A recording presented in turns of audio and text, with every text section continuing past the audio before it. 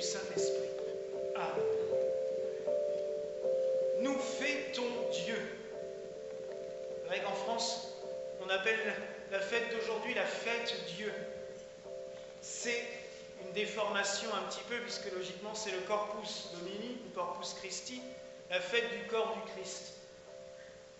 Vous allez me dire, mais pourquoi célébrer le corps du Christ alors que chaque Eucharistie est une fête Dieu? Tout simplement parce que l'institution de l'Eucharistie, on la célèbre le jeudi saint. Et le jeudi saint, vous savez, avec ces mystères de Pâques, on est toujours dans la fête du jour, mais on est déjà dans ce qu'on célèbre le lendemain. Ainsi, quand on célèbre le jeudi saint, on a déjà les yeux entièrement tournés sur le sacrifice du Christ et la passion. Et on en oublie bien souvent que ce jour-là est un jour glorieux. Et c'est le Seigneur lui-même qui l'a demandé au XIIe, XIIIe siècle à une sœur belge, Sainte Julienne de Montcornillon, juste à côté de Liège, et il lui a dit, ma sœur, faites célébrer une fête spéciale en l'honneur du corps du Christ. Il n'est pas assez célébré.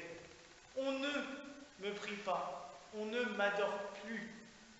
Et c'est à partir de ce moment-là qu'à Liège, on a commencé à voir des processions se faire, puis de plus en plus, ça s'est développé, et c'est une des fêtes religieuses qui s'est développée le plus vite. D'habitude, ça se développait dans un pays et il fallait l'autorité du pape pour la lancer, mais là, le pape a presque fait qu'accréditer ce qui existait déjà partout.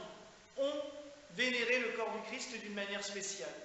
Et c'est pour cela qu'aujourd'hui, on célèbre toujours le jeudi. Logiquement, la fête de Dieu, c'est le jeudi, après la fête de la Trinité, ce qui fait que jeudi était férié en Allemagne, en Italie, en Espagne, enfin en Allemagne pas partout, c'est juste les Länder catholiques. À Zurich, vous étiez pas férié. En Suisse, oui, ça dépend des cantons en Suisse aussi. C'est selon si c'est la majorité catholique ou la majorité protestante. Donc, le jeudi, on célèbre cette fête avec souvent une majestueuse procession. C'est le moment, tout simplement, de se mettre en adoration devant celui qu'on reçoit. Il est vrai qu'à la messe, on peut adorer au moment de l'élévation, on peut prier tout spécialement au moment où on le reçoit. Vous pouvez adorer chez vous, après la messe, en vous posant tranquillement dans un fauteuil et en vous disant que l'ostensoir, ce grand soleil, c'est peut-être aussi votre cœur. Votre cœur devient l'ostensoir après la communion. Dieu repose en vous.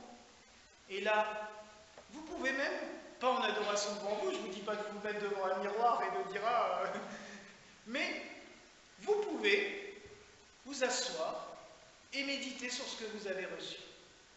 Je vous l'ai dit la dernière fois, mais je vais le répéter parce que c'est une phrase qui est très belle. Le curé d'Ars, un jour qui rentrait dans son église, il voyait tous les jours, un vieux paysan poser sa pioche et sa pelle devant l'église, rentrer et s'asseoir là. Et un jour, il a quand même été pris un peu de curiosité, et il lui a dit, mais qu'est-ce que vous faites là, Père Chaffanjon? Qu'est-ce que vous faites là, assis? Il dit, oh, je le regarde, et il me regarde. Oui, l'adoration, c'est tout simplement ça. Se mettre en tête à tête avec Dieu, présent dans le pain et le vin. On va prendre un petit peu de temps, on va se poser tranquillement, on va se laisser guider par l'Esprit Saint aussi, qui nous inspirera des prières, qui inspirera Mère Christina, j'espère aussi, parce qu'elle va nous aider un petit peu à méditer aussi devant le Saint-Sacrement. Nous allons prendre ce temps pour faire un tête-à-tête avec lui. Aujourd'hui, il n'y a pas un message particulier que j'ai envie de vous donner. J'aimerais juste que vous compreniez qu'il faut, à un moment donné, savoir se poser. On est dans une vie frénétique. On est dans une vie qui nous pousse tout le temps à courir partout. Souvent, on oublie même de prier parce qu'on n'a plus le temps. Je peux vous dire que les derniers temps, à la maison, c'est la course aussi avec les projets de la paroisse. Mais je sais que pour beaucoup d'entre vous, avec le travail et tout ça, c'est compliqué. Donc prenons un peu de temps tout à l'heure pour se mettre en adoration. Se se laisser parler par le Seigneur, se mettre à son écoute. L'adoration, c'est cela. Il y a plusieurs phénomènes dans l'adoration. On loue. Nous allons le faire avec les chants. Louer le Seigneur pour tous ses bienfaits, pour tout ce qu'il nous donne. L'acclamer. Intercéder. Prier pour toutes les intentions que nous avons reçues. Je sais que certains d'entre vous ont des feuilles et des listes d'intentions. Pensez à tous ces gens pour qui vous priez tous les jours. C'est le moment de les offrir à Dieu quand on dépose l'encensoir fumant devant le Seigneur. Les bougies qui sont sur l'autel au moment de l'adoration. Les fleurs que nous avons amenées aujourd'hui.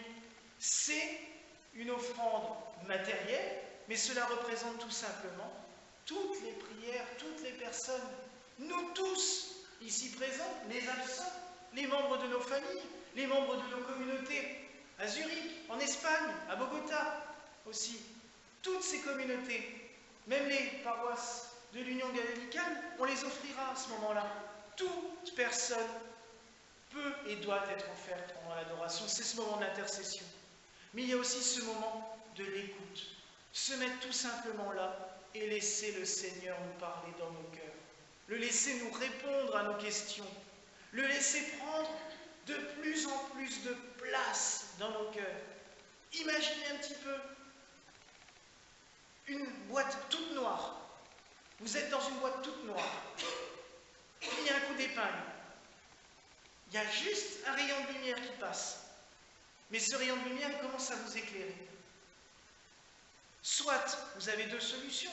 Soit vous-même, vous devenez comme un miroir et vous vous mettez dans le bon angle. Et du coup, ce petit, infime rayon de lumière va commencer à briller partout.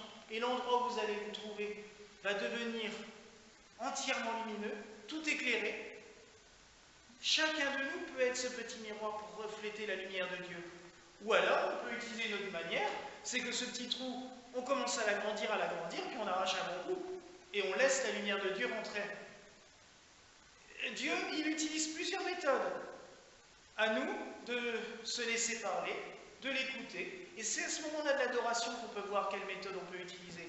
Il y a des moments, il faut y aller en douceur, par son exemple, par le modèle qu'on peut donner aux autres, mais il y a des moments où il faut aussi un peu ruer dans les brancards et dire maintenant, oui, il faut que la lumière de Dieu, elle passe. Il faut qu'on puisse la faire passer, il faut la communiquer aux autres. Ce moment de l'adoration, c'est cela.